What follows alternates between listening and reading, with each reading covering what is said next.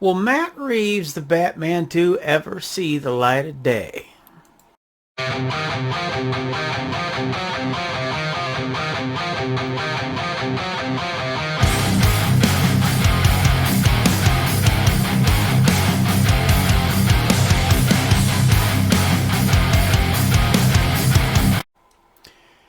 Well, I've been saying for quite some time now that James Gunn wouldn't be truly happy until he gains complete control of all things DCU related, and that includes Batman.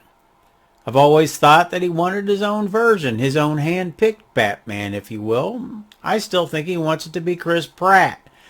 But there's been two things that have kept him from obtaining that goal. The first being the overall popularity of Matt Reeves' Elseworlds projects, in particular The Batman, played by Robert Pattinson.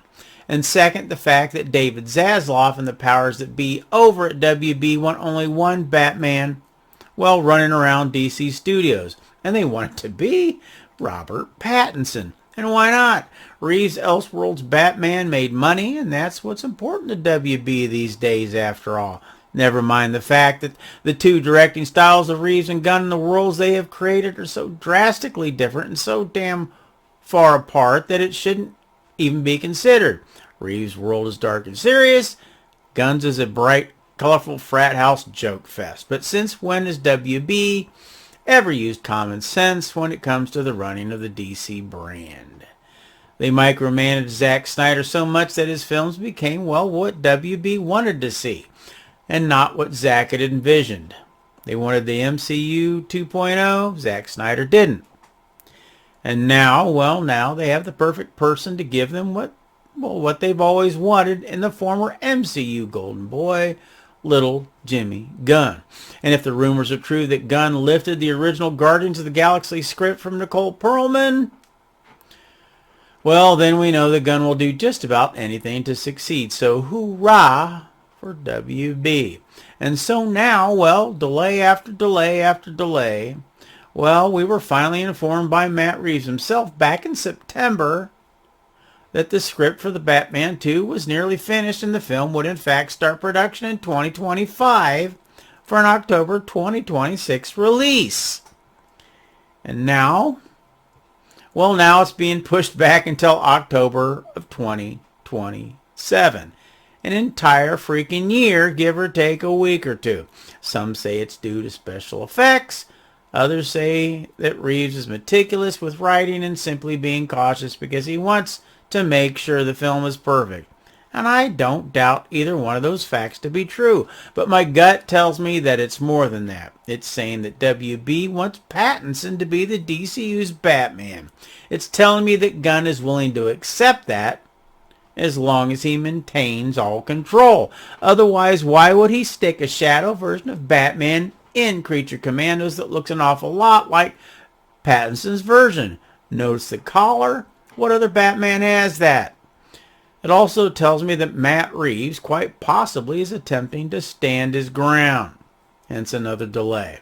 Is there a standoff going on over the Batman and who will control him? Reeves is meticulous and a perfectionist and does not like to be rushed. Gunn is a narcissistic, egomaniacal control freak, a true member of the me crowd.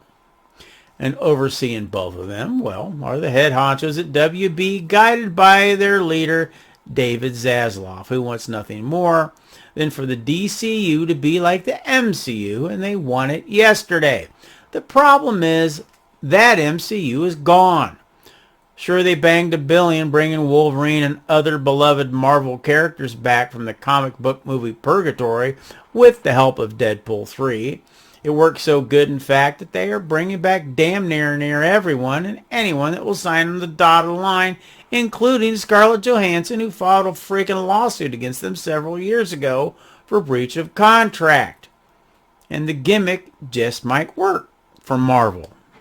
You know, bringing back the old money-making gang just one more time, wink, wink. Thing is, DC can't do that. I mean, who the hell could they possibly bring back? Bale? No way, no hell. And after Bale, who else is there? Good Lord, not Michael Keaton again. Tried that, torched that, in a somewhat sketchy looking intentional kind of way, I might add. And there's no way in hell Gunn would ever use Snyder's DC cast members. He's already proven that by the way they screwed over Henry Cavill and made a mockery out of Affleck's Batman in The Flash. So the only true ace that they have in the proverbial WB hole, well, it's Robert Pattinson. He's the one bankable success story that they can feed off of. Now, you can bellow all you want about the new Superman trailer. You can fall to your knees and worship the image of James Gunn and wipe away those salty tears as you watch Crypto dragging a bloodied David Cornsweat through the pure white Arctic snow over and over again all you want. I'm here to tell you it doesn't mean the movie's going to be a hit. I'm not saying that it won't be. I'm saying that a trailer just over 2 minutes long doesn't guarantee it. 49 million views on YouTube doesn't mean 49 billion people watched it. Every fanboy who posted about it on X has probably seen the damn thing at least 100 times by now, maybe more. And that's kind of scary when you think about it. I mean, dude, you got to come up out of your mother's basement sometime. And so my point in all this is WB, well, wants Pattinson in the DCU. Not because he's the greatest Batman of all time, but because he's a currently established, well-known, well-liked, bankable version of Batman.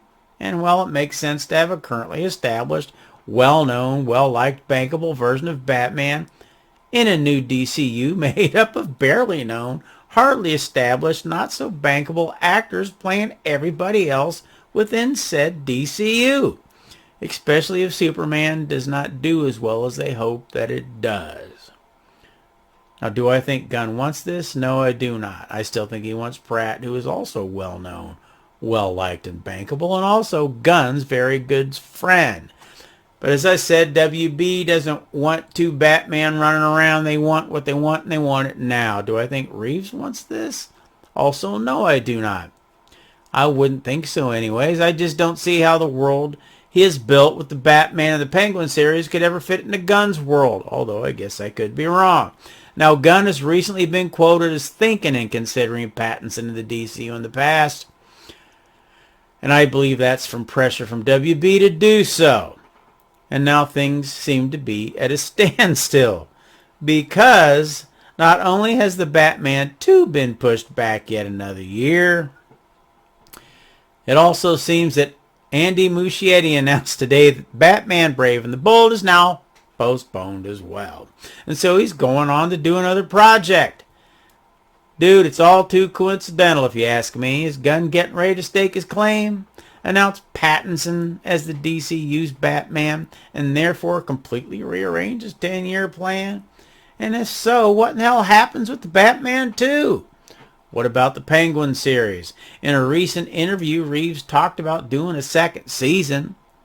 Will it ever happen if Pattinson makes the jump? And what about the Batman 3? Reeves was originally doing a trilogy. As usual, this entire thing only leaves us all with more questions and absolutely no friggin' answers. Reeves says one thing, Gunn says another. It's all just as confusing as hell. I guess this is good for James Gunn, at least in a way. I mean, Batman is the most popular and bankable character within the DC universe, hands down. Both current Batman film projects being put on hold, one for a year and the other who in the hell knows for how long, will only put the spotlight more on Gunn's own Superman movie. Well, hell, and also Peacemaker and Creature Commandos and... Hey! Wait a minute. Well, that's all for now, my friends. If you have any comments about what I've covered in today's show, feel free to leave them in the section down below. And if you did like today's show, why don't you hit that like button, subscribe so you don't miss the next one. And as always, thanks for stopping by. God bless and sign.